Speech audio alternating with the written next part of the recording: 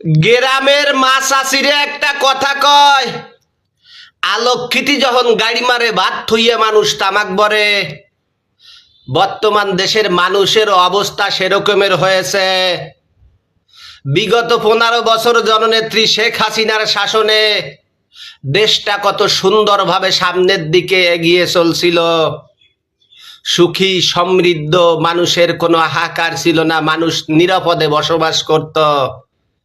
অসহায় হতদরিদ্র মানুষদেরকে ঘর নির্মাণ করে দিয়েছিল। ছেলেমেয়েরা যাতে সুন্দরভাবে লেখাপড়া করতে পারে এজন্য দৃষ্টিনন্দন স্কুল ভবন তৈরি করে দিয়েছিল। মানুষের যাতায়াতে যাতে কষ্ট না হয় এজন্য সুন্দর সুন্দর রাস্তাঘাট তৈরি করছিল। দক্ষিণ বাংলার মানুষ বাড়ি আসার সময় কত বিপদে পড়ত পদ্মা নদীতে, সেই পদ্মা নদীর উপরে ব্রিজ করে দিয়েছিল।